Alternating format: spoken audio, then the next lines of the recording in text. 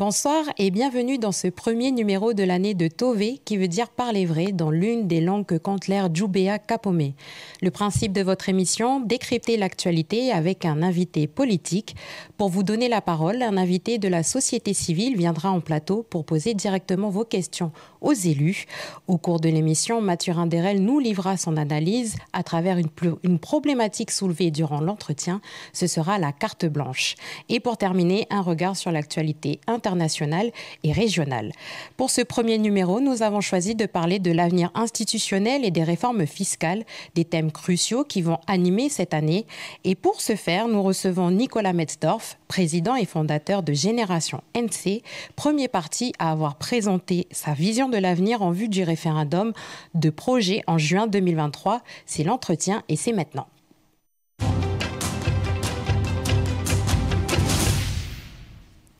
Nicolas Metzdorf, président de Génération NC, bonsoir. Merci d'avoir accepté notre invitation.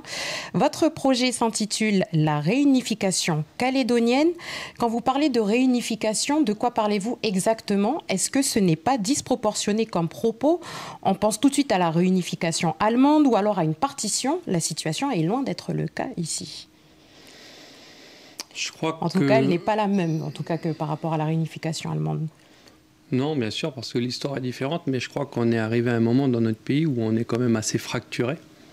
Les 3 référendums nous ont fait beaucoup de mal, puisque la Calédonie s'est retrouvée coupée en 2, après 30 ans de paix et de vivre ensemble et de développement. On est reparti malheureusement sur nos anciennes querelles. Et l'idée pour nous, à Génération NC, c'est d'être plus fort que cette séquence référendaire, de la surmonter et de faire en sorte que pour le prochain statut du pays, on ne soit pas obligé de revivre ça et de le faire revivre à nos enfants. C'est-à-dire de vraiment construire cette unité calédonienne, ce peuple calédonien, qui n'aura pas à se diviser sur la question de l'indépendance ou pas. Ça ne veut pas dire qu'il n'y aura plus d'indépendantistes. Les indépendantistes restent et resteront avec leurs convictions, c'est sûr. Comme il y a des indépendantistes en Corse, en Guadeloupe, en Martinique, un peu partout dans le monde, il y a des indépendantistes. Mais c'est comment la revendication elle s'exprime. Et c'est sûr que si on découpe le pays avec des provinces en fonction du découpage indépendantiste-loyaliste, si on organise des référendums de manière récurrente, eh bien, on organise notre vie politique et le débat de la Nouvelle-Calédonie autour de cette question indépendantiste-loyaliste. Et nous, on pense que ça ne doit pas être la seule grille de lecture de la politique calédonienne, parce qu'il y a des choses sur lesquelles on se retrouve avec des indépendantistes d'un côté ou de l'autre. Il y a des gens qui sont progressistes, il y a des démocrates, il y a des conservateurs, il y a des libéraux, comme partout dans le monde, hein, il y a une vision de la société. Et je pense qu'il faut arriver à cette étape-là, laisser derrière nous cet ancien clivage, parce qu'on a des défis à relever en Nouvelle-Calédonie au XXIe siècle. On a le réchauffement climatique, on a les inégalités sociales, on a le développement économique, et donc on ne peut plus s'enfermer dans ce débat un petit peu qui date des années 70 et 80. Donc nous, on parle de réunification pour dire on se met ensemble pour affronter tous ces sujets-là. Et justement, en quoi vous voulez la suppression des provinces et en quoi la suppression permettrait de réunifier le pays? La suppression des provinces, c'est qu'un outil. Nous, on dit plusieurs choses. Il y a plusieurs outils pour arriver à l'unification calédonienne. Il y a d'abord les symboles communs. Le nom du pays, le drapeau, l'hymne à valoriser, tout ce qui nous rassemble, nous, en tant que Calédoniens, qu'on soit indépendantiste, kanak, blanc ou loyaliste. Il y a bien sûr, au niveau institutionnel, le fait de dépasser les provinces et de renforcer le gouvernement central. Parce que quand on renforce le gouvernement central, on renforce les politiques d'unité du pays. Et les provinces, en fait, elles ont été utiles à un moment donné pour amener la paix, parce qu'on a dit, chacun chez soi, et puis on verra comment ça se passe. Mais aujourd'hui, les provinces, elles font vivre ce clivage entre indépendantistes et loyalistes parce qu'on vote en fonction de ça. Parce qu'on dit on a 2 provinces indépendantistes et une province loyaliste. Mais ce n'est pas le sujet, en fait. Et donc, nous, on pense qu'avoir un gouvernement central composé de toutes les tendances politiques de Nouvelle-Calédonie, comme on fait aujourd'hui au Congrès, d'ailleurs, ça permet de discuter entre nous, de se mettre d'accord, de trouver des consensus. Parce que, par exemple, à la province des îles, il n'y a plus de loyalistes. Du coup, on reste entre nous, on reste dans l'entre-soi. Et à la province sud, on est très majoritairement loyaliste. Donc on est aussi dans notre entre-soi. Et donc, le fait d'avoir un gouvernement central, une pièce maîtresse au milieu de l'échiquier, ça permet de faire vivre finalement cette identité calédonienne. Mais ce que je vous proposais justement pour le gouvernement, c'est cette fin de collégialité qu'il y a au Congrès et justement dont vous parliez à l'instant même. Cette fin de collégialité, vous dites ? Oui. Mais je pense que la collégialité, c'est la proportionnelle ultime. C'est-à-dire qu'en fait, on met tous les partis qui existent au sein du gouvernement. Et c'est vrai que ça crée un peu des lenteurs, parce que il faut que de la droite à la gauche, des plus extrêmes ou plus extrêmes de l'autre côté, il faut qu'on se mette d'accord. C'est compliqué. C'est comme si dans le gouvernement français, il y avait et Marine Le Pen et Jean-Luc Mélenchon. C'est pas possible à faire marcher. Par contre, on n'est pas obligé d'avoir un gouvernement avec un seul parti. On peut avoir des gouvernements finalement de coalition, comme ça se passe dans tous les autres pays d'Europe. Parce que c'est la France qui est très centraliste en fait avec un gouvernement majoritaire fort, mais quand vous voyez l'Allemagne, quand vous voyez la Belgique, quand vous voyez le Royaume-Uni, c'est à chaque fois des systèmes de coalition, de manière à ce que les gens puissent travailler ensemble. Alors pour le référendum de projet qui doit avoir lieu en juin 2023, selon vous, qui doit y participer ? Je pense qu'il faut intégrer un maximum de Calédoniens parce que l'entre-soi n'est jamais bon. Je pense que la Calédonie, c'est une terre qui s'est forgée avec des gens qui sont arrivés. Chacun a apporté sa plus-value au pays, chacun a apporté son identité, chacun a apporté sa vision du pays et du monde. Et donc je pense que si on veut construire une Nouvelle-Calédonie moderne, ouverte sur le monde et dynamique, il faudra inclure un maximum de gens. Et du coup, quelles sont les personnes justement qu'il faudrait inclure? Quels seraient les critères pour... Nous, ce qu'on propose à Génération NC sur le corps électoral, parce que c'est de ça dont vous parlez, on propose de revenir au corps électoral glissant. On propose de revenir au corps électoral glissant, de ne pas l'ouvrir totalement, parce qu'on est attaché à la citoyenneté calédonienne, à l'identité calédonienne. Nous sommes quand même un pays autonome de la République française, on n'est pas un département, donc on a cette autonomie-là, cette particularité-là. Mais c'est vrai qu'on n'est pas humain à ne pas autoriser des enfants nés en Nouvelle-Calédonie à voter. Vous savez que si on est né en Nouvelle-Calédonie, mais que les deux parents sont exclus du corps électoral, on n'a pas le droit de vote. Mais, alors qu'on peut n'avoir connu que la Nouvelle-Calédonie dans notre vie. Et ça, c'est quand même injuste. On peut se mettre d'accord là-dessus. Après, il y a d'autres critères que vous avez aussi. C'est 5 ans de résidence aussi. Oui, c'est corps électoral glissant. C'est ça, c'est 5 ans. D'accord, ok. Alors, dans une tribune que vous avez signée avec d'autres personnalités politiques dans le journal Le Monde le 2 décembre, vous dites « Ce troisième et dernier référendum clôt la période de l'accord de Nouméa, processus unique et innovant de décolonisation. La décolonisation, c'est le thème sur lequel notre invité de la société civile souhaite vous poser des questions. C'est dans La Parole est à vous. »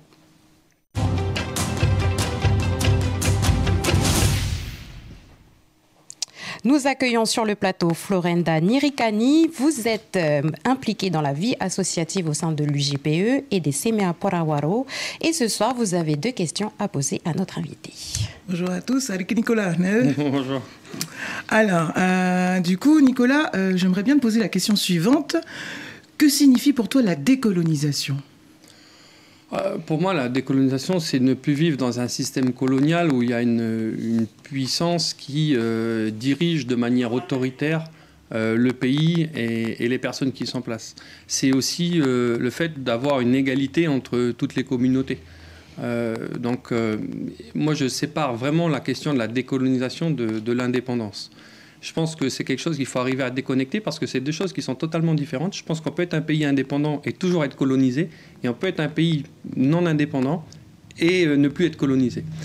Et je crois que le vrai combat, il se situe sur effectivement la décolonisation. Je crois qu'on y est quand même bien parvenu ces 30 dernières années, et c'est vrai que je pense que notre pays a connu beaucoup d'inégalités, et je pense notamment au peuple kanak dans les années 50, 60, et même avant, qui a été mis quand même au banc de la Nouvelle-Calédonie. Je crois que beaucoup d'efforts ont été faits. Je crois qu'on y est arrivé. Je crois qu'on y est arrivé parce que finalement, le fait d'avoir pu voter sur notre indépendance ou pas, par 3 fois, ça veut dire qu'on nous a donné notre souveraineté. Ça veut dire que c'est nous, les Calédoniens, qui avons dû choisir si on allait être indépendant ou pas. Voilà. Donc je pense que finalement, le symbole ultime de la décolonisation, c'est cette souveraineté-là. Donc je pense qu'on est un pays souverain aujourd'hui, on peut dire ça, parce qu'on peut décider de notre avenir nous-mêmes. Ce n'est pas la France qui dit vous allez rester français ou vous allez devenir indépendant. C'est nous qui l'avons, ce pouvoir-là. Est-ce que c'est une réponse qui te satisfait? Non, enfin, pas forcément, je veux dire, ça ne me satisfait pas réellement, mais bon, après, monsieur Mesdor, donc du coup, Nicolas, tu réponds ce que tu as à répondre, mais c'est juste pour dire que le 3e référendum, la souveraineté sans le peuple kanak, en tout cas ceux qui sont habilités à voter d'abord les premiers. Moi, je rappelle quand même que le droit à l'autodétermination, c'est quelque chose qu'on a fait cadeau à tous les citoyens et tous ceux qui sont arrivés, donc toutes les victimes de l'histoire dont ta famille et toutes les autres familles font partie. Donc ça, quand même, un peu d'humilité quand même sur le fait que le droit à l'autodétermination, c'est quelque chose qui appartient au peuple kanak et qu'on a donné en 1983 à Néville-les-Roches. Ma deuxième question, en fait... Je dis ça parce que on fait le débat, donc du coup on fait le débat, mais du coup on peut faire le débat, c'est juste qu'on a pas... Non, mais c'est des questions où je peux débattre. Parce que on vous laisse une petite réponse. Oui, je pense que, vous voyez, ce genre de discours, c'est dangereux parce que on va vivre ensemble dans ce pays, kanak et non kanak. Et donc, si on part du principe qu'on dit il y a une communauté qui fait cadeau à une autre de vivre avec les autres, on part sur des mauvaises bases. Je pense que je pourrais moi aussi dire que nous aussi on a accepté finalement ce droit à l'autodétermination-là. Les loyalistes sont majoritaires depuis toujours dans ce pays, on aurait pu ne pas accepter les choses. Donc les efforts, ils ont été faits des deux côtés. La poignée de main, il y a eu 2 mains qui ont été serrées. Jacques Lafleur a fait l'effort aussi de faire des concessions vers les indépendantistes et c'était pas gagné, on n'était pas obligé de les faire également. Donc c'est toujours très compliqué à entendre quand on dit le peuple kanak fait cadeau aux autres. Moi, je ne suis pas d'accord avec ça. Moi, je suis calédonien, je suis chez moi ici et je ne me sens pas moins important qu'un kanak en Nouvelle-Calédonie. C'est pas ce que mais je ne me sens pas plus important aussi. Vous voyez ce que je veux dire? Pour moi, en fait, quand je te vois, ou quand je vous vois, madame, je ne vois pas des kanaks. Bien sûr, vous êtes kanak, mais je vois d'abord des calédoniennes. Voilà, c'est ma vision des choses. Donc, quand on communautarise les choses comme ça, je pense que c'est hyper dangereux parce qu'on met dans la tête de notre jeunesse qu'il y a d'abord des races et des ethnies avant d'avoir une société unie. Et je pense que c'est pas un bon discours. C'est surtout l'histoire que je rappelle, Nicolas. C'est l'histoire. C'est l'histoire qu'on rappelle. Non, mais parce qu'on rappelle quand même l'histoire. On va passer à la deuxième question. Donc, du coup, la décolonisation. Donc, en fait, alors, est-ce que tu ne penses pas que là, face aux enjeux environnementaux, économiques et sociaux, la décolonisation, elle ne s'adresse plus qu'aux Kanaks, mais à tous les gens du pays?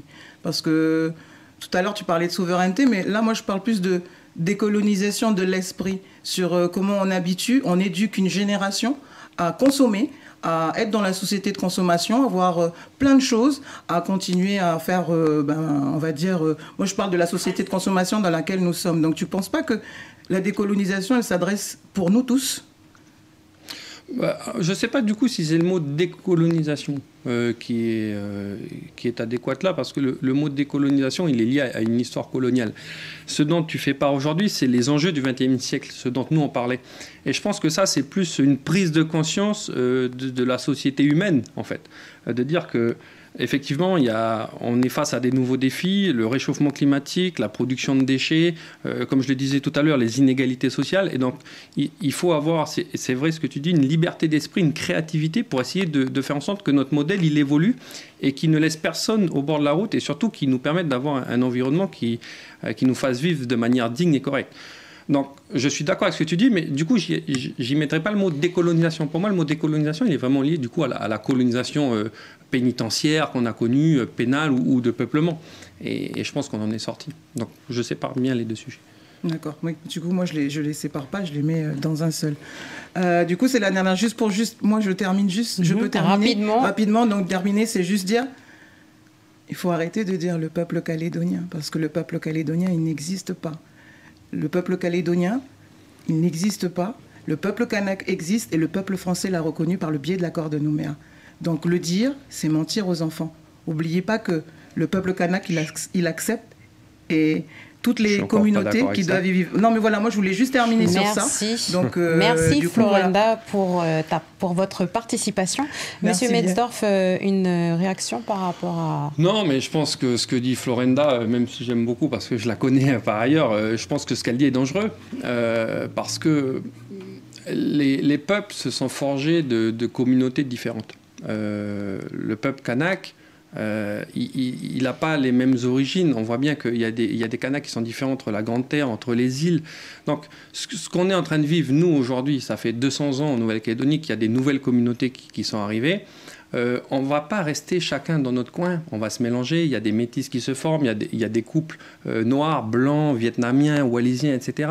Donc tous ces métis qui vont naître, c'est tous ces gens qui deviennent marrants, et vous avez du métissage aussi les filles.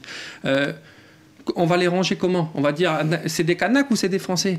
Ben moi, je pense que c'est des Calédoniens. Et le peuple calédonien, je l'affirme, il est en construction et on doit l'aider à se construire. Parce que sinon, si on n'aide pas les gens à se rassembler, finalement, on va continuer de vivre ce qu'on a vécu là et on va continuer de se battre, malheureusement, parce qu'on va exacerber les antagonismes, on va les amplifier.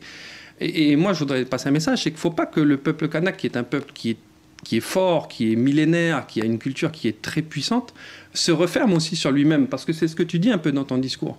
Je pense que la force des peuples, c'est de s'ouvrir aux autres. Et moi, je suis partisan, et c'est un discours que je tiens du côté loyaliste, il faut s'ouvrir aux Kanaks et aux indépendantistes pour que chacun prenne le meilleur de l'un et de l'autre. Donc, il ne faut pas avoir des discours comme ça, parce que malheureusement, on va continuer de séparer nos enfants entre blancs et noirs, et la vie, elle est un peu plus compliquée que ça. Merci, on va passer à la deuxième partie de cette émission. Merci Florenda Nirikani d'avoir accepté notre invitation. Merci. Alors, vous le disiez juste avant, le modèle doit évoluer. On décrit souvent l'économie calédonienne comme une économie de comptoir, héritage de la colonisation. Tout le monde s'accorde pour dire que ce modèle est totalement dépassé. Alors, votre parti dit vouloir relever les défis de la vie chère, des conditions sociales. Quelles mesures concrètes proposez-vous ? Écoutez, l'économie de comptoir, enfin, faut faire attention. Je pense que toutes les îles dans le monde avec très peu d'habitants dépendent énormément des importations parce qu'on n'a pas assez de production et de consommateurs pour avoir une production locale sur tout. Hein, c'est quand on a 300 000 habitants, on ne peut pas fabriquer des voitures, on ne peut pas fabriquer des trains, je ne sais pas quoi. Donc on est obligé d'importer un maximum de choses, c'est normal. Par contre, c'est vrai qu'il faut tendre vers un maximum de production locale pour moins dépendre de l'extérieur. Et on le voit bien avec le conflit ukrainien que moins on est dépendant de l'extérieur, mieux c'est. Alors vous parlez à quelqu'un qui a beaucoup défendu en termes de politique publique l'autonomie alimentaire, l'autosuffisance alimentaire de la Nouvelle-Calédonie. Vous étiez membre du gouvernement en 2017, de l'agriculture. C'est ça. Et donc, je pense que déjà en Nouvelle-Calédonie, on a 2 millions d'hectares de terre. On ne peut pas vivre qu'avec des importations. Je pense qu'on a une capacité à produire localement, à se nourrir localement, et ça sera la première force. Ensuite, on a un enjeu énergétique, c'est-à-dire de moins dépendre de l'énergie extérieure. Donc là, on se développe énormément avec les énergies renouvelables, mais il faut continuer à avancer avec notamment l'hydrogène. Et puis, il y a notre économie aussi, où je pense que même si on ne peut pas tout produire, il faut définir des secteurs économiques très clairs dans lesquels on va mettre le paquet. Parce que j'ai l'impression qu'aujourd'hui, en Nouvelle-Calédonie, on veut tout faire en matière économique. On veut tout produire. Oui. Je pense qu'il y a des secteurs où on est fort, l'agriculture. Je pense qu'il faut continuer à miser sur le tourisme parce que c'est important. Le nickel, bien sûr, et ses transformations. Un ou deux autres secteurs dans l'industrie et se focaliser là-dessus. Justement, je reviens sur l'agriculture. Vous étiez membre du gouvernement en charge de l'agriculture ou encore du budget, et vous étiez à la tête de l'Agence pour la prévention et l'indemnisation des calamités agricoles ou naturelles. Son bilan est mitigé et son fonctionnement a été épinglé par la Chambre des comptes. Vous avez également soutenu la politique agricole de la province sud sous la présidence de Philippe Michel, aujourd'hui abandonnée par le nouvel exécutif. Il semble encore que les résultats n'aient pas finalement été au rendez-vous. Je ne peux pas dire que cette mandature qu'on traverse aujourd'hui est une mandature qui ait aidé le monde agricole, c'est vrai. Moi, je suis très triste de voir que les efforts que nous avions menés conjointement, et je le dis avec beaucoup de respect, avec Philippe Michel, parce qu'aujourd'hui, nous ne sommes plus dans le même parti politique, mais c'est quelqu'un avec qui j'ai énormément travaillé sur le dossier agricole. Je suis assez triste de voir que les efforts que nous avions menés ont été abandonnés. Parce que pour nous, l'agriculture, ce n'est pas juste subventionner des gens ou financer des gens qui vivent de la terre. C'est vraiment stratégique pour notre pays. C'est moins dépendre des importations extérieures pour pouvoir manger. Et on voit bien que les guerres ne sont jamais très loin, finalement, et que nous dépendons beaucoup du commerce international. Et donc, si on apprend déjà à produire localement ce que l'on consomme, on sera beaucoup moins à risque que ce que l'on est aujourd'hui. Et c'est vrai que je regrette que cette mandature, avec notamment le gouvernement de Louis Mapou, ne mettent pas le paquet sur la question agricole. C'est regrettable, oui. Et c'est une filière qui est aujourd'hui en souffrance. Passons maintenant aux réformes fiscales. Quelle est votre vision ? Et quand elles vont arriver sur la table du Congrès, est-ce que vous allez voter pour ?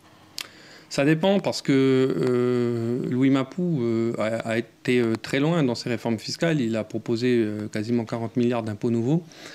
Moi, je pense que ça, c'est une mauvaise chose. Pourquoi ? Parce que la Nouvelle-Calédonie, pour retrouver de la croissance, elle doit sortir de l'instabilité institutionnelle.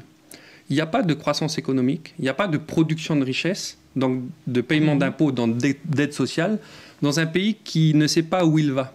Parce que les gens ont peur, sont inquiets, ne consomment pas, n'investissent pas, et donc on ne crée pas la richesse. Et donc si on dit aux Calédoniens, on ne sait pas s'il y aura toujours l'indépendance ou pas, on ne sait pas s'il y aura un référendum ou pas, mais on va quand même vous prendre 40 milliards d'impôts en plus, en fait, on va appauvrir le pays. Parce que ces 40 milliards-là, ils n'existent plus. Vous savez, on a déjà perdu 10 000 personnes entre 2014 et 2019. C'est après, il y a des inégalités quand même. Non, mais les inégalités, madame, c'est très bien que vous me posiez cette question.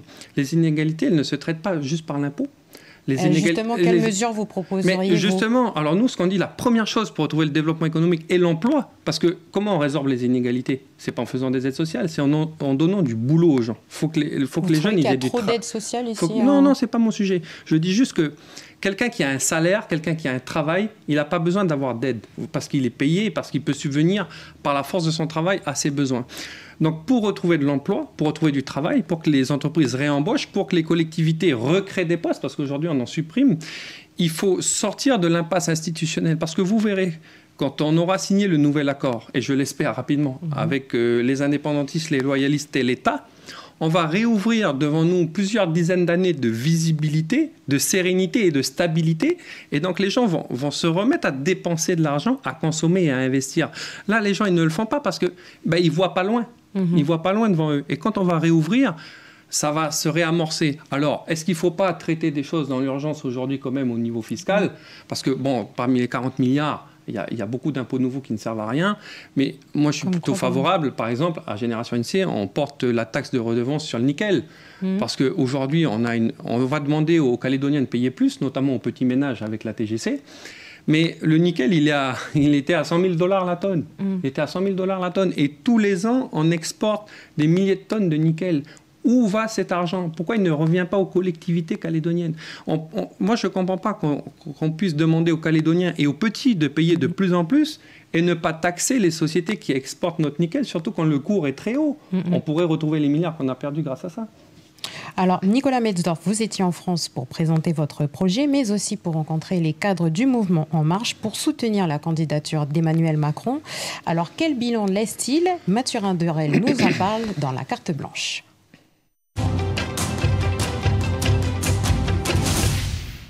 Bonsoir. L'actualité politique est bien sûr nationale avec l'élection présidentielle dont le premier tour se tiendra très précisément dans un mois. Le président sortant Emmanuel Macron a récemment annoncé sa candidature. Je vous propose de zoomer un petit peu plus sur son bilan social. Pompiers, personnel soignant et surtout gilets jaunes, le quinquennat d'Emmanuel Macron, souvent qualifié de président des riches, a été marqué par des mouvements sociaux historiquement importants. Mouvements qui sont l'expression d'un ras-le-bol de la politique et qui se traduisent par une forte progression de l'abstention dans les bureaux de vote. Si Emmanuel Macron est taxé d'être le président des riches, c'est en raison du fait que les plus riches n'ont justement jamais été aussi riches. En parallèle, on peut mettre à son crédit une forte baisse du chômage en France, mais à quel prix ? Eh bien, celui de l'explosion de la précarité et de la pauvreté. Sur le quinquennat, le taux de pauvreté est ainsi passé de 14% à 14,6% de la population française. Deux derniers chiffres, 3,7 milliards d'euros, c'est ce qui a été retranché aux plus modestes et 3,5 milliards d'euros, c'est ce qui a été rendu aux plus riches. Donc les rapports successifs du comité d'évaluation du plan France Relance le montrent. Les baisses d'impôts pour les plus aisés n'ont pas entraîné d'augmentation des investissements. Une preuve supplémentaire, s'il en fallait, que la théorie du ruissellement ne fonctionne pas. Ça vous fait réagir, Nicolas Metzdorf ? Vous n'êtes pas... on vient de le voir, voilà. Non, parce que c'est un discours très à gauche que vient de nous faire Mathurin, et je ne suis pas du tout d'accord avec ça, parce que... Avec les chiffres, pourtant il y a des chiffres... Oui, mais les chiffres, vous savez, moi je vais vous dire une seule chose, c'est que le taux de chômage en France, il n'a jamais été aussi bas, puisqu'il est à moins de 7% aujourd'hui, alors que ça fait des années qu'il était à plus de 10%. Mais c'est ce que je disais pour la Nouvelle-Calédonie. En fait, vous opposez les patrons et les salariés, les riches et les pauvres. Après, le constat, mais ce qui compte, il est là. c'est si vous prenez l'argent aux riches pour le donner aux pauvres, les riches n'ont aucune raison d'investir et créer de l'emploi. Et c'est ce que Emmanuel Macron a fait, qui est quand même un super caïd en économie, il faut le dire. Donc il a baissé l'impôt pour les chefs d'entreprise. Mais pour on a les vu, gens. les investissements n'ont pas forcément suivi aussi. Et l'emploi, il a baissé pourquoi alors? Il s'est apparu comment? L'emploi Non, mais a parce que progressé, oui, mais mais- l'emploi. Non, mais excusez-moi, après, mais la précarité. c'est quand même la meilleure redistribution de richesse, madame. C'est quand même d'avoir beaucoup moins de chômeurs sur le bord de la route et d'employer un maximum de monde. Donc, quand vous permettez aux chefs d'entreprise d'investir, de créer de l'emploi, forcément, vous laissez beaucoup moins de monde sur le bord de la route. C'est vraiment un système du XXe siècle, du XIXe siècle, inventé par Karl Marx, qui n'a marché nulle part, que de dire on va prendre aux riches pour donner aux pauvres. Mais du coup, on appauvrit tout le monde. Ce qu'il faut faire, c'est réduire la pauvreté. D'accord? Et en réduisant la pauvreté, comment on fait? On donne les moyens à ceux qui ont le capital d'investir et créer de la richesse. Et c'est comme ça qu'on laisse moins de personnes sur le bord de la route, parce que Emmanuel Macron, il va être réélu. C'est le président de la République le mieux placé pour son deuxième mandat. Il a plus de 30%. En tout cas, là, vous partagez sa vision. Ah, mais totalement, totalement. Mais parce que, et du coup, vous inscrivez dans la même ligne totalement, ici. totalement. Vraiment, vous avez vu, je suis en accord avec ce qu'il fait en métropole et j'essaie de l'appliquer à la Nouvelle-Calédonie parce que je pense que la meilleure réduction des inégalités, c'est de donner du boulot aux Calédoniens. C'est pas de quémander des aides, c'est pas de taper sur ceux qui ont de l'argent, c'est de leur donner du travail. C'est ça qui est le plus important. Mais des fois, même en ayant du travail, il y a par exemple les classes moyennes. Ici, par exemple, au pays, ensuite, quand on a du travail, bien sûr, il faut bien payer ses salariés. Et pour que les entreprises payent correctement leurs salariés, il faut que là aussi elles gagnent de l'argent. Parce que moi, je suis pas d'accord de dire que les patrons, c'est tous des voyous, ils s'en mettent plein la poche et ils donnent rien aux autres. C'est pas vrai. Mais parce que vous savez, c'est l'entreprise qui crée de la richesse. Les fonctionnaires, les aides publiques, ça tombe pas du ciel. C'est de l'impôt qui est payé. Mais c'est de l'impôt qui est payé par qui? Par les gens qui gagnent de l'argent. Oui. Parce que s'il n'y a personne qui gagne de l'argent, il n'y a personne qui paye des impôts. Donc il n'y a pas d'aide sociale, il n'y a pas de fonctionnaires et il n'y a pas de politique publique. En sachant qu'il y a aussi le coût de la vie qui est qui est élevé ici en oui, Nouvelle-Calédonie. Du bien coup, sûr. comment accompagner les foyers, les ménages moyens dans la consommation, puisque déjà, voilà, avec des revenus qui permettent... Déjà, vous voyez, c'est en n'augmentant pas la TGC. Parce que ce que veut faire le gouvernement Mapou, qui est un gouvernement de gauche indépendantiste, vous le savez, ils vont augmenter la TGC. C'est quoi la TGC? C'est une taxe qu'on met sur tous les produits de première nécessité. Il y a la TGC, il y a sur tous les produits. Dès que vous achetez quelque chose, vous payez de la TGC. J'ai envie de dire, pourquoi le gouvernement Mapou il ne taxe pas les multinationales de nickel avec la taxe d'exportation à 100 000 $. C'est une réforme envisagée. Non, elle n'est pas envisagée, elle n'est pas votée. Et les indépendantistes ne l'ont jamais mise sur le bureau du Congrès. Vous savez pourquoi? Parce que les prises de participation des collectivités publiques dans les multinationales qui exploitent nos nickels, en fait, il n'y a pas de retour pour nous. Vous savez c'est quoi? C'est l'avantage qu'ont les industriels pour nous tenir.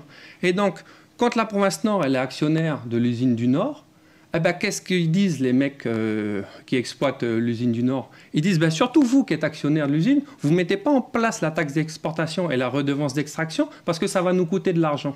Donc, ils contrôlent les politiques par ces prises de participation publique qui ne rapportent pas. Donc, nous, ce qu'on dit à Génération ANC, c'est pas de prise de participation publique dans les entreprises minières en Nouvelle-Calédonie. Par contre, des taxes à la sortie.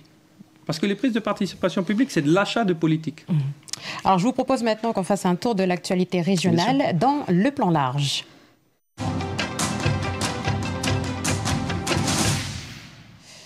Alors, Nicolas Metzdorf, je vais vous présenter une photo d'actualité et je vous demanderai ensuite une réaction. La voici. Il s'agit des inondations en Australie. Les autorités ont ordonné mardi l'évacuation de quelques 60 000 habitants de Sydney.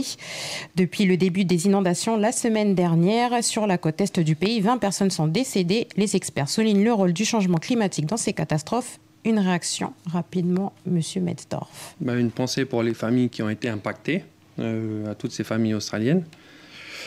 Et puis dire que le réchauffement climatique, il est là. Le changement climatique, en tout cas, nous, ça faisait 6-7 ans qu'on connaissait des sécheresses très dures. Là, ça fait 2 ans qu'on connaît une Niña qui est très forte.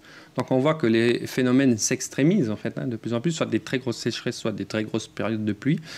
Je crois qu'il faut apprendre à être résilient. C'est comment surmonter tout ça. Aujourd'hui, nous, la Nouvelle-Calédonie, on n'a plus les moyens de survenir face à de gros dégâts comme ça, d'intervenir. On n'a plus l'argent pour le faire. Et donc, c'est vrai qu'il va falloir penser nos politiques publiques maintenant pour essayer d'atténuer ces impacts-là. Comme je le disais tout à l'heure, la transition écologique, la transition énergétique, la transition alimentaire, être dans une Calédonie qui soit plus durable. Mais malheureusement, je vais vous dire quelque chose, ce n'est pas les 300 000 Calédoniens qui font le changement climatique. C'est le milliard et demi de Chinois, c'est le milliard d'Indiens, c'est les centaines de millions d'Américains. Et nous, on essayera de faire le mieux qu'on peut sur notre petite île pour se donner bonne conscience et puis pour être aussi en phase avec notre époque. Mais si les pays les plus développés du monde continuent de cette manière-là, malheureusement, nous n'y pourrons rien. On arrive au terme de cette émission. Nicolas Metzdorf, merci d'avoir accepté notre invitation et merci à vous de nous avoir suivis. Sachez que vous pourrez retrouver le replay de cette émission sur notre site internet www.caledonia.nc. On se retrouve le mois prochain pour un nouveau numéro de Tové. En attendant, belle soirée en notre compagnie.